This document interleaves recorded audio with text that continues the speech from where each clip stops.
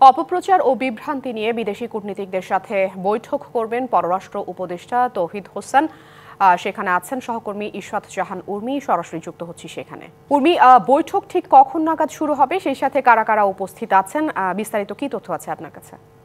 আফরিন, এই ডিপ্লোম্যাটিক ব্রিফিংটি আসলে কালকে বিকেলে কিন্তু ঠিক হয়েছে।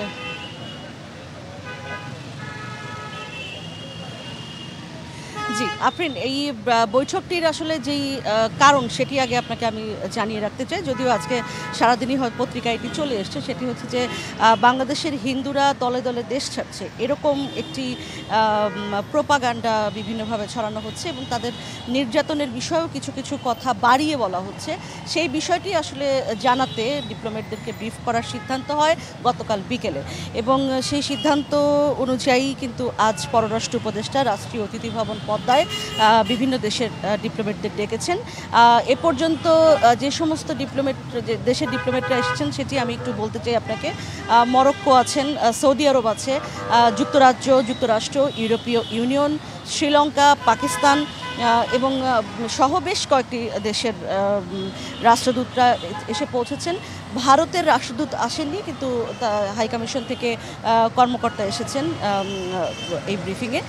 এই ব্রিফিংয়ের যেই উদ্দেশ্য সেটি আমি আগেই বললাম, যে বাংলাদেশ থেকে হিন্দুদের নির্যাতনের বিষয়ে কিছু বাড়াবাড়ি করা হচ্ছে বলে সরকারের দাবি, এবং সেটি যে কতখানি সত্য বা মিথ্যা সেই বিষয়টি পরিষ্কার করার উদ্দেশ্যেই কিন্তু এই ব্রিফিং। নগদের সর্বোচ্চ বার 167 টাকা রিচার্জে পাবেন 1 লাখ টাকা পুরস্কার, আরও আছে প্রতি সপ্তাহে পুরস্কার ও ক্যাশব্যাক। ফলে বেশ কয়েকটি দেশের রাষ্ট্রদূত এসে পৌঁছেছেন, হাইকমিশনার এসেছেন।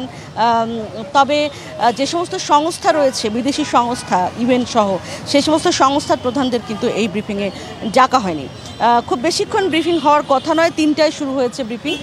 এরপরেই পররাষ্ট্র উপদেষ্টা আমাদেরকে ব্রিফ করবেন সাংবাদিকদের, এবং কি তুলে ধরলেন আসলে তারা এই ব্রিফিংয়ে সেই বিষয়টি তিনি জানাবেন। এবং ব্রিফিংয়ে কিন্তু আসলে ফ্লেক্সিবল রাখা হয়েছিল, যে রাষ্ট্রদূতদের বা হাইকমিশনারদেরই আসতে হবে ব্যাপারটি এমন নয়। যদি তারা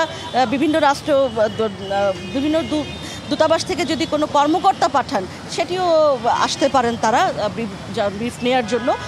সেই কারণে কিন্তু বিভিন্ন দেশের রাষ্ট্রদূত ছাড়াও কর্মকর্তারাও এসেছেন।